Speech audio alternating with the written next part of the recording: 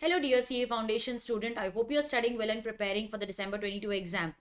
Do let me know in the comment section if you are struggling with any topic. I would be very glad to make a video on the same and clear your concept. In law, most of your paper will comprise of case study based questions. Now, you need a lot of practice if you want to gain confidence and you want to attempt 100 marks paper in exam. To help you do that, we have a CA Law Compiler Bomb, specially for CA Foundation students. It is a compilation of all past exam questions, study material, RTP, MTP questions arranged unit wise. So this is an excellent book. It's an excellent question bank which contains not only the questions but also the answers as expected by ICI. Just go through that book and it covers all the possible case study based questions that can be asked in the exam. You need not solve each and every questions, but just go through these questions and you will find that your confidence has gone to the next level. I'm leaving a link of the compiler bomb in the description box. Do follow that link for the same. Now, in this video, we are going to discuss the relevant amendments from the LLP Act. These are important amendments and there are few amendments on which I feel that ICI can ask you question in the December 22 attempt. So let us go through each and every amendment in detail. If you're watching my video for the first time, I am CA Preeti Aggarwal and I make videos specially for you. Do subscribe to this channel and hit the bell icon so that you get notifications for all the upcoming videos. Also visit my website capreetiagarwal.com for books, lectures and test series.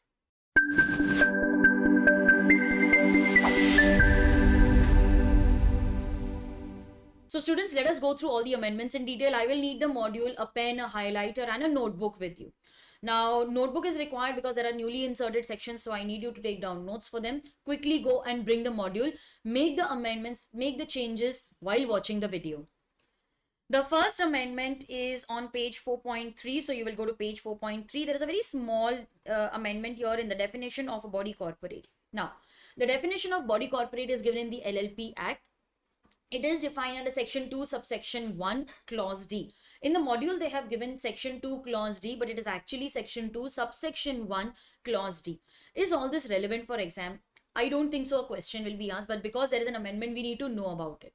Now, the definition of body corporate given in the LLP Act mentioned section 3 of the Companies Act 1956. But it is no longer Companies Act 1956. It is now the Companies Act 2013. And is company defined under section 3? No, that section 3 was in the Companies Act 1956. The definition of company is given under section 2 clause 20 of the Companies Act 2013. So we need to make that change over here. So just cancel out section 3 and instead of that write section 2 clause 20. Cancel out 1956, now 2013, cancel all that and write of the Companies Act 2013. So how will you read it? Body corporate, it means a company as defined in section 2 clause 20 of the Companies Act 2013. So that will be the amended line. So it means company as defined under section 2 clause 20 of the Companies Act 2013. That is the change. Further, if you read again, they have mentioned section 3 of Companies Act 1956, but it is no longer Companies Act 1956. It is replaced by the Companies Act 2013. And company is defined under section 2 clause 20 in the Companies Act 2013. So that relevant change has to be made in the LLP Act. So cancel out section 3. Instead of that, write section 2 clause 20. Cancel out 1956 and instead of that write 2013. That is the only change in the definition of body corporate. Let us proceed further. I hope you are writing along with me. Another definition of business is amended. I don't think this definition is relevant enough for the exam.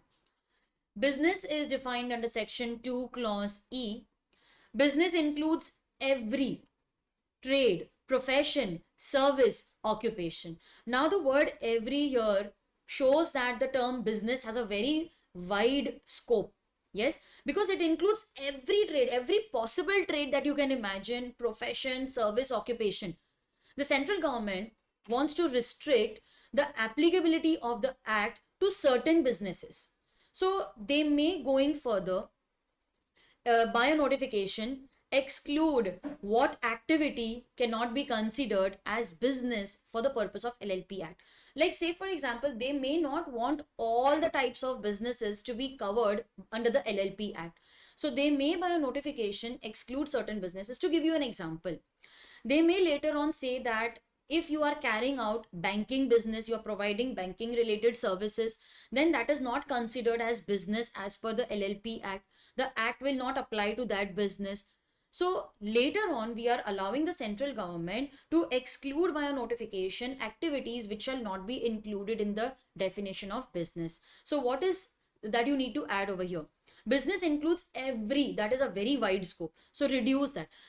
It includes every trade, occupation, or profession, every trade, profession, service, occupation, except any activity which the central government may by notification exclude. You just need to add that. Okay, so that is the only change over here. Then the other definitions remain the same. They have added a new definition. Okay, I need to give you some time. You can always pause the video and write it in your module, students. I'm not going to wait, otherwise the video will become very lengthy. The next and a very important, yes, I feel that a question will be 100%, it will be asked in the exam on small LLP. This is very similar to a small company. So it is in the same lines of a small company. Now, we want to give certain relaxations like we gave to some small companies. We want to give certain relaxations to small LLP. So that is why the classification is based on the contribution and the turnover. It is based on the size. So we may have a large LLP, a medium size LLP, or a small LLP. The classification of small LLP is based on the size, that is the capital contribution of the partners as well as the turnover. So this definition can be asked in the exam, and the question will be define small LLP. Now, do we need to remember the section number over here? Yes. So it is defined under section 2. You need not write the subsection if you want. You can directly go to clause, but I have written it because that is how it is mentioned in the LLP Act. Section 2, subsection 1, clause TA. Okay, so you will remember this section number. Please highlight it as important for exam. Small LLP. Small LLP means a limited liability partnership. Now, this is not how it is given in the LLP Act. Okay. This I have given so that it is easy for you to remember. Now, students, see the beauty of the notes that we are preparing for exam. The beauty of the handwritten notes which I am giving you is that these are not just charts or the definition given in a small compact form. These are actually charts which can easily be converted into sentence form in the exam. Now, what is the problem which students face in the exam? They memorize the chart, but in the exam, they need to put in time and effort to convert that chart into sentence form. See, we don't have time to convert that chart into sentence. We don't know the exact words which are expected in a law paper. So what I have done is I have prepared the charts in such a manner that you will be able to easily convert this into sentence form. These are actually sentences which are written in the chart form. Okay. So now how will we read it? It means a limited liability partnership in which the capital contribution. Now, what is capital? What is the contribution? Contribution means it is the partner's capital. It is the money which the partners have brought in. So it is an LLP part. It is small LLP is a limited liability partnership in which the contribution does not exceed rupees 25 lakhs, and see the common heading, or such higher amount as may be prescribed but not exceeding rupees 5 crores. See how easily you can convert this into a sentence form. Let's read it again. So what is a small LLP? Small LLP is defined under section 2, subsection 1, clause TA. Small LLP means a limited liability partnership in which the capital contribution does not exceed rupees 25 lakhs or such higher amount as may be prescribed, but which shall not exceed rupees 5 crores. Okay, now what is the meaning of this? Same as we studied in small company section 2, clause 85 of the Companies Act 2013. Over there also, small company means a company which is not a public company. Okay, so it means a company other than a public company in which the paid up share capital does not exceed rupees 50 lakhs or a higher limit as may be prescribed, but it should not exceed rupees 10 crores. Then the higher limit which they prescribed in the rules was 2 crore rupees. And the turnover as per the profit and loss account of the immediately preceding financial year does not exceed rupees 2 crores or a higher limit as may be prescribed, but it should not exceed rupees 100 crores. So what was prescribed? 20 crores. Okay, so there was no change in the definition. The limits were increased through rules. That is what we studied in the Companies Act.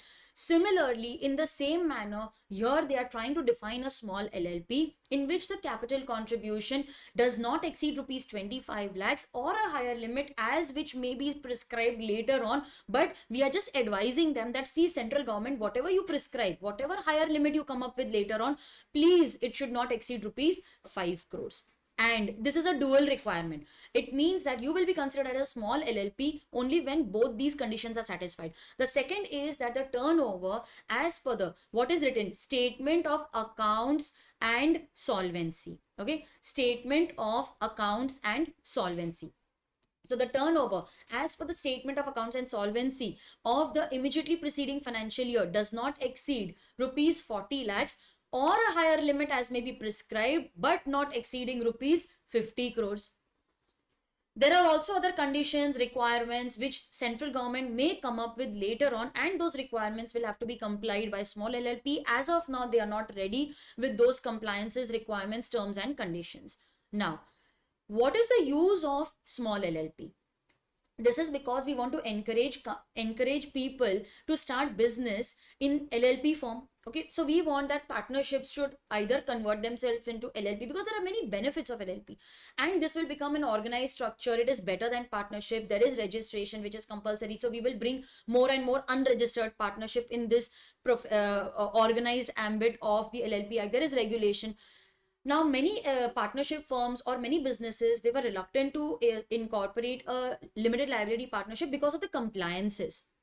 So here we are trying to tell them that yes, if your contribution and the turnover is less than these limits, we will classify you as a small company and we will give you certain privileges. So this will encourage many LLPs to many businesses to incorporate their business as a limited liability partnership. Okay. And now, what is the use of or a higher limit as may be prescribed? See, as of now, we only want to grant the status of a small LLP to come to LLPs having contribution and turnover within this limit. But later on, to give benefit to maximum LLPs, to bring more and more LLPs under the ambit of a small company, we want to give maximum this benefit. We may increase the limit. We may take the capital contribution to, let's say, 50 lakhs. So it means if your capital contribution is less than 50 lakhs, you will get the benefit of a small company. So they may later on, by a higher number, increase more and more LLPs in the ambit of a small company, thus giving more and more LLPs the benefit, the privileges of a small LLP, which they will come up with later. All right, students. So yes, they may later on increase the limit. As of now, this is the limit that they are ready with. So how will you now finally read this? Small companies, let us revise it.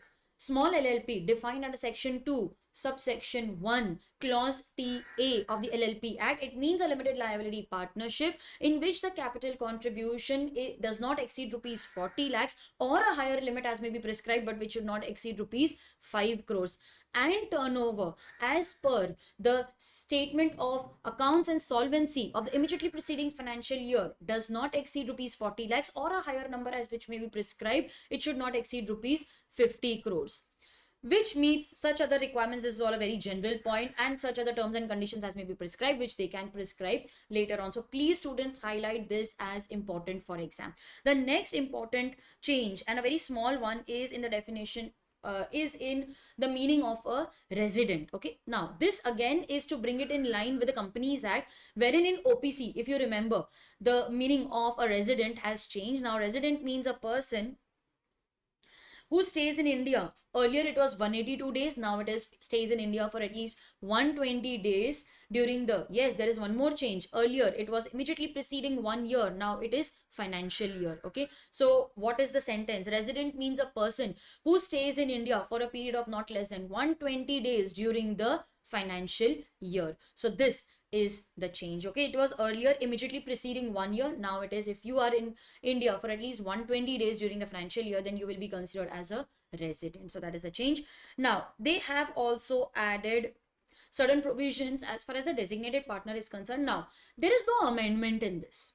Okay, there is no amendment. The amendment was actually in this days of 120, and there was a small amendment over here, that the procedure to obtain DPIN, that is designated partner identification number, that for that you will have to comply with the provisions of section 1 153 to 159 of the Companies Act as applicable to DIN. Okay, but this is the only change. However, your module does not mention these provisions which relate to a designated partner. Now, who will be considered as a designated partner? What are the legal requirements? All that was not written.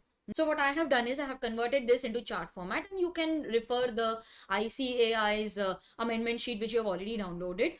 The beauty of these charts is that you can easily convert this into sentence form in the exam. So the charts are made in such a manner that they can be converted into sentence format without you even applying any time or mind on it in the exam. Okay, so this will save a lot of time.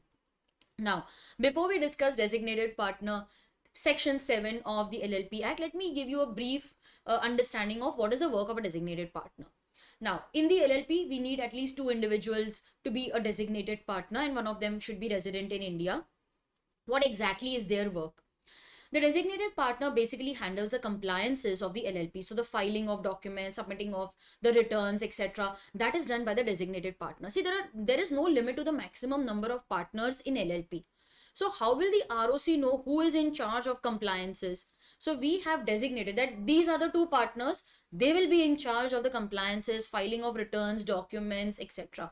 What if the designated partner failed to comply with those requirements? Then these designated partners will be held liable for penalties and other responsibilities or fines which are imposed by the Act. Other partners will not be liable. It is the duty of the designated partner to fulfill the compliances. If there is any default, then these designated partners will be held liable for penalties and various other punishments. Now, how will I come to know who is the designated partner? How will I come to know who should be held responsible in case of failure to comply with the requirements of the Act? So law says that first go and check the incorporation document. The incorporation document is filed with the ROC in form FILLIP. So students who are referring my notes, they will be able to quickly recall that we had discussed the incorporation document is FILLIP. Name application is done in form E-form 1, but incorporation document is FILLIP. Okay, now check the incorporation document. Does it specify the name of the designated partner? If yes, then such person will be considered as designated partner on incorporation. So your incorporation document will mention that these are the designated partners. They will also sign it because they are responsible for compliances. That person will be considered as a designated partner. So how will you convert this chart into sentence form in the exam? If the incorporation document specifies the name of the designated partner, then such person will be considered as a designated partner on incorporation. So see how you can easily convert this into sentence form. Or if the incorporation document states that each partner will be considered as a designated partner from time to time of LLP, it means we will keep on rotating. So let's say, for example, that I have A, B, C, D, E, F as partners in the LLP. So I may choose that A and B will remain the designated partner for a certain period of time. After that, C and D will be the designated partner. After their term is over, E and F will become a designated partner. So we'll keep on rotating so that every partner will at some point of time become the designated partner. Why should only couple of partners bear all the responsibility every time? Because there is a lot of added responsibility on these designated partners. So we may specify that each partner shall be the designated partner from time to time of LLP.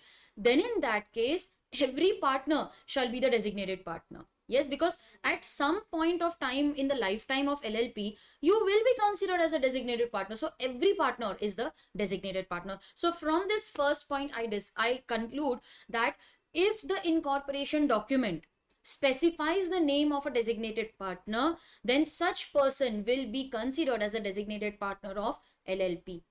Or if the incorporation document states that each partner shall be the designated partner from time to time of LLP, then every partner shall be designated partner. This is your answer. This is actually your answer. Okay. All right. Let us continue. Nothing is mentioned in my LLP in my incorporation document. Then check the LLP agreement. Person may become or he may cease to be a designated partner in accordance with the LLP agreement. So this is my second provision, that person may become a designated partner or cease to be a designated partner as per the LLP agreement. So LLP agreement will specify who is the designated partner and what is the term after which he will cease to be a designated partner, and who will be and how another person will be appointed in his place. So what are the two places that I need to check? One is the incorporation document and other is the LLP agreement. Now, what are the legal requirements as far as the designated partner is concerned? Students, normally during my lectures, regular lectures, I make you write all this, but here in order to save time, I thought why not give it to you in the already in written form, so that you can copy that quickly without us wasting time. But my advice is, please don't take a screenshot, please don't take an image. You pause the video and write it. Write and practice. That is the only way to memorizing the provisions of law. Okay. Now, the designated partner, I have also mentioned how, I forgot to write two over here. Okay, I have also mentioned the sequence in which you need to read this. Okay, so designated partner will give his consent to the LLP to act as a designated partner in the prescribed form. Okay, so designated partner will give his consent, and he needs to give a prior consent to the LLP, and the LLP shall then forward all the particulars of the designated partner to the ROC within 30 days of incorporation. So how will you read this? Designated partner shall give prior notice to the LLP. That is, he needs to give a notice before he is appointed as the LLP. Now, why is prior consent required? I just cannot write any person as my designated partner without even asking him whether he's ready to take the additional responsibility and a burden of a designated partner. So if you want to appoint someone as designated partner, you need to obtain his consent, just like how we need to obtain the consent of director in case of company when we appoint him as a director. Similarly, designated partner is like a director of LLP. So he needs to give a prior consent to the LLP, and the LLP will then file with the ROC such particulars of the designated partner who has given the consent within 30 days of his appointment. Now, the designated partner who is so appointed will also have to obtain a DPIN, that is designated partner identification number, from the central government. Only a designated partner is required to obtain, not the other partners. This is similar to DIN, that is director identification number of a company.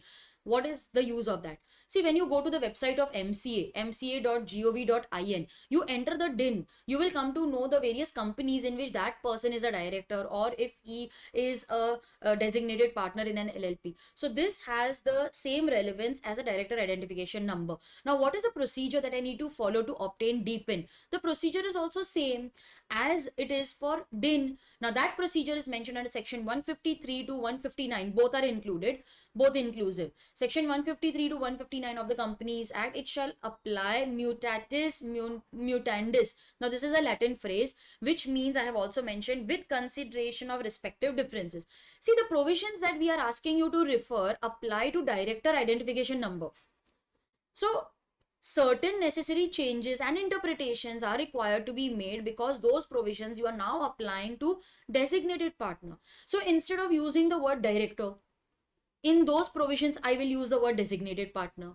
Instead of Companies Act, I will use the word Limited Liability Partnership Act. So those are few changes which are inevitable. You will have to make, because those director related provisions of the Companies Act, you are applying it to designated partner.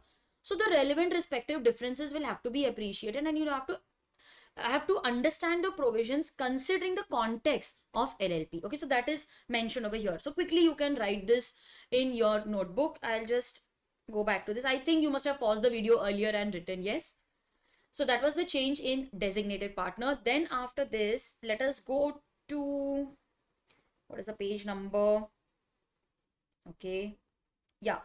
There is a penalty provision which is amended. 4.9. Go to page 4.9. Quickly go to page 4.9. Okay. Over here in section 13, that is registered office of LLP, there is a very small change. It is of penalty. Ma'am, we were thinking of leaving penalty in option. Yeah, you can do that. No problem. But do you know something? Section 13 was asked in the exam in the last attempt. So if it is a 4-mark question, you will have to write penalty. So yes, there are certain places wherein you need to remember, and what I have done is I have simplified that. Okay, I have simplified it. So what is the amendment? Earlier it was that that LLP and every partner shall be punishable with fine. I'm not explaining the provision over here. I'm assuming that you are already aware. This is not a concept discussion video. It's just an amendment. I discussed the concept where it was not mentioned in the module. Now, So over here, there is only change in the penalty, that now in case the LLP or the designated partner contravene the provisions relating to section 13 registered office of LLP, then they will be liable to, you will make the necessary change, liable to penalty of rupees 500 for each day of default, subject to maximum of rupees 50,000. So both will be subject to maximum rupees 50,000. Okay. So the LLP and every partner, that every word I have highlighted just to inform you that not only the designated partner but other partners are also included over here, because they have mentioned every partner. So LLP and every partner shall be liable to a penalty of rupees 500 for each day of default, subject to a maximum of 500. Now why have I written both? Because some places the maximum penalty is different for LLP and partner, it is different. So that is why they have mentioned over here that it is subject to 50,000 for both.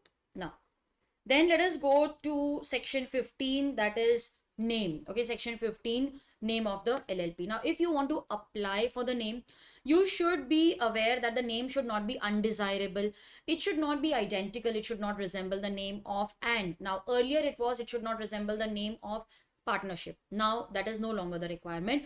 Now the sentence is that it should not resemble the name of, it should not be identical or resembling the name of LLP. Instead of body corporate, they have substituted the word company, or a registered trademark of any person under the Trademarks Act 1999. They have also excluded the trademark was a subject matter of application for registration. Now what is the change exactly? If you want to incorporate LLP, you should ensure that your name is not undesirable, it is not identical or resembling the name of now LLP, company, and the owner of a registered trademark. Now you must have seen something like this. So if I write Tupperware and I write R, it means it is a registered trademark. It is already registered in the name of Tupperware. Now, if suppose I have just applied, then we generally write Tupperware like this and TM. Now Tupperware is a registered trademark, but in case they have just applied and they are awaiting that, it will be registered in my name, during that period you can write TM, that I have applied for it. Now earlier, even if the person had applied for a trademark, your LLP name should not be identical to that owner of a trademark who has just made an application. But I think that was very unfair. He has just applied for that trademark. Now what if he is not given that trademark? Now you're not allowing me to use that name just because he is applying for it. You have not even registered that in his name. So now we say that if a person has only applied for a trademark and somebody else is registering the LLP in that name, we will allow it. But if the trademark is already registered in the name of a person, then LLP, you cannot use that name in the name of your LLP. Now, section 15 actually gives us suggestions that in case you want to apply for the name, so first at least plan what your name will be. So we are giving you guidelines as to how your name should be. Section 15 gives you the procedure for name application, that is in E-Form 1. And it also gives you the procedure for voluntary name change. If you want to change the name of your LLP, then what is the procedure? So application of name and name change is covered in the section 16. Section 17 actually is amended to a great extent. It gives you change of name of LLP, but it is a compulsory name change. Now, what I have done is I have, mentioned, I have taken a screenshot of the amendment sheet and I have highlighted the words which you need to remember. Okay, so you can ignore what I have not highlighted. All right. So now the entire section has undergone a change. There are many amendments, so we cannot just make small notes for it. You will have to refer this only. Okay, in section 17. Now, what are the wordings? Change of name of LLP.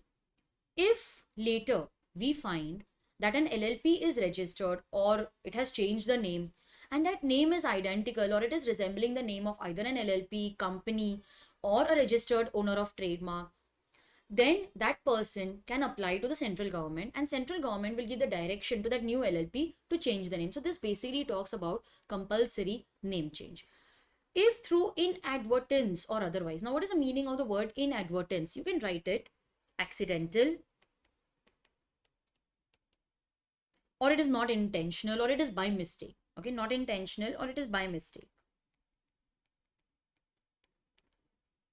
If through inadvertence or otherwise, a limited liability partnership, either on its first registration or registration by a name which is identical or it is resembling the name. Now, it may happen that you are originally registered with a name which is identical, or you changed the name of your LLP and now the name is identical.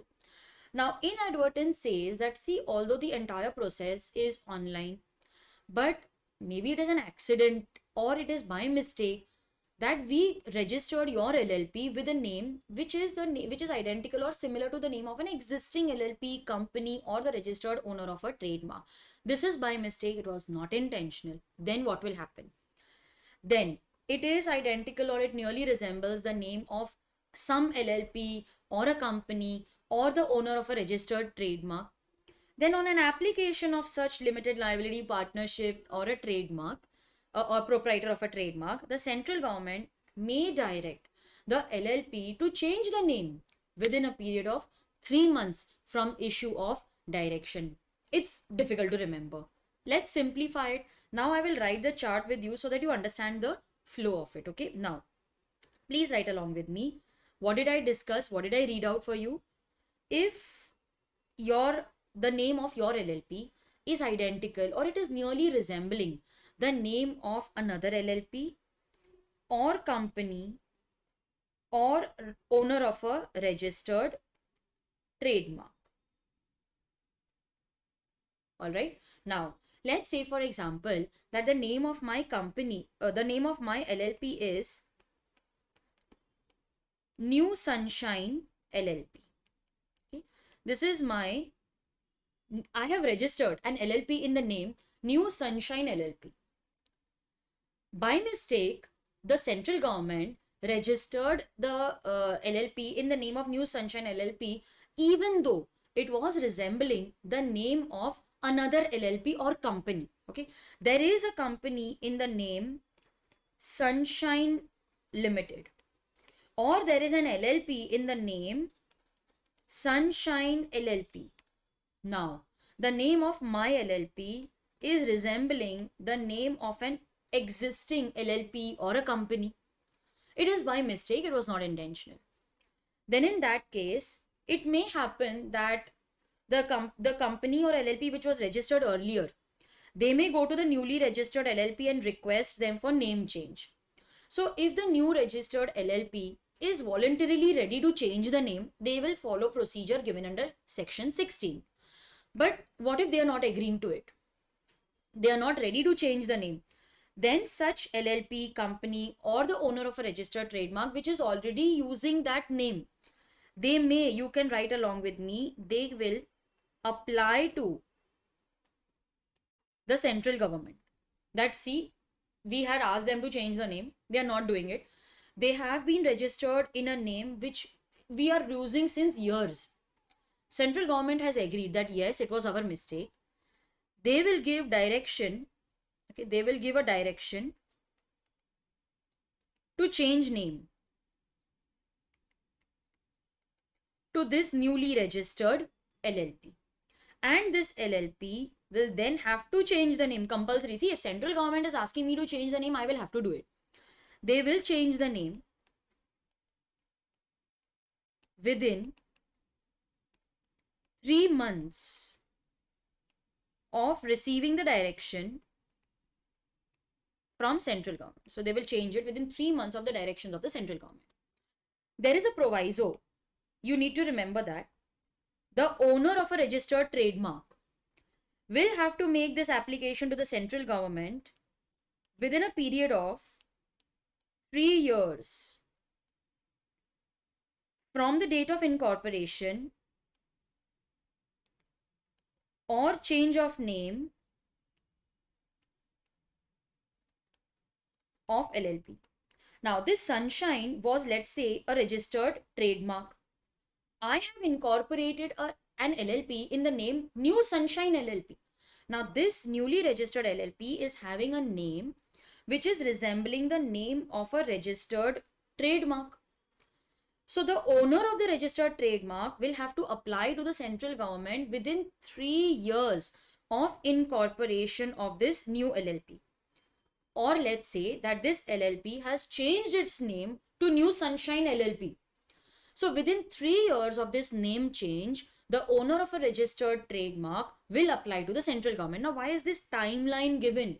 of 3 years. See, you cannot be very lazy, or you cannot be in a relaxed mode and come after 10 to 12 years now asking the central government to ask the LLP to change its name. See, this LLP is now doing business. It has created its own goodwill. New Sunshine Limited is now a known brand. I cannot suddenly ask them to change the name. So that is why we are giving you a timeline of 3 years. If you come to know, make the change within 3 years. Now you will ask me, ma'am, how will I come to know whether my name is being used by someone else, or how will I come to know if my name is used? If you have a registered trademark, okay, if you have a trademark registered in your name, then you can go to an intellectual property advocate. They have subscribed to various publications. They have online resources wherein they can check whether your name is being used by someone else or not. That check has to be done every year by the owner of a registered trademark. So voluntarily you have to go and check and see whether your name is being used by some other LLP or some other company or not. And if yes, then take action, ask them to change the name. And this action has to be taken within 3 years of incorporation of LLP or change of name of LLP. So that is mentioned over here in the first subsection. What is mentioned in the second subsection? See, now you have changed the name on receiving the direction of the central government. Have you informed the ROC? You need to inform him. How will he come to know that his name has changed? He will have to issue a new certificate of incorporation. So that procedure also needs to be followed by the company. So next note that you will write is, the LLP shall within 15 days of name change. The LLP shall within 15 days of name change give a notice along with order of central government to the ROC. Okay, they will inform the ROC that, see, we were asked to change the name and we have changed the name. The ROC will then change the certificate of incorporation. I'm writing a short form. Okay, they will change the certificate of incorporation. Now that you have got a new incorporation certificate, then you shall within 30 days of change of certificate of incorporation, you shall within 30 days change the name in the LLP agreement. Okay, so the LLP will have to change the name in the LLP agreement within 30 days of change of the certificate of incorporation. So this is mentioned in subsection 2, that the LLP shall within 15 days of change of name give a notice and the order of the ROC to the ROC. ROC will then make the changes in the new certificate of incorporation. They will remove the old name and they will write your new name, and they will issue a new certificate of incorporation. And within 30 days of receiving that certificate, you will have to now make the change in the LLP agreement. You will have to change the name. You will have to remove the earlier name, make the LLP agreement in the new name. Subsection 3. I am a very adamant person. I don't believe in the order of central government. I will not change.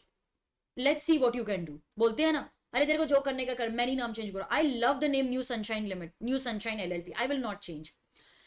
Then central government, instead of imposing penalties on you, they have come up with a very unique solution. The central government will auto allot. Okay, the central government will auto allot a name. It means that the central government will give you a name as per their wish, and that name can be any funny name also. Now that is just for our discussion, that they give you a name Bholu LLP or Rigid LLP. Okay, they'll give you a name which is like very funny. Just an example. It is not possible. But then they will give you a name and you will be stuck with that name and you will have to use that name thereafter. So see, if you don't want that auto allotment, then you better go and change the name within 3 months of receiving the direction. So let us write the note over here. If we don't comply with the requirements of the central government, then the central government will allot a new name to the LLP, and the LLP will then have to use that name thereafter.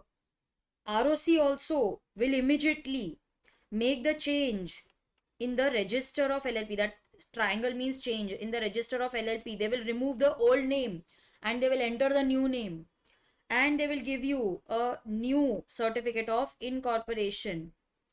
So you will be stuck with some name which you don't like, better change the name. Ma'am, what should we do? Now we are stuck with this name. I don't like this name. It is not at all suitable for my business or my personality. Then better go and follow the procedure for voluntary name change as given in section 16. Yes, section 16 was for voluntary name change. Go and change. So even though there is auto allotment of the new name by the central government, it doesn't mean that you have to stick with that name forever.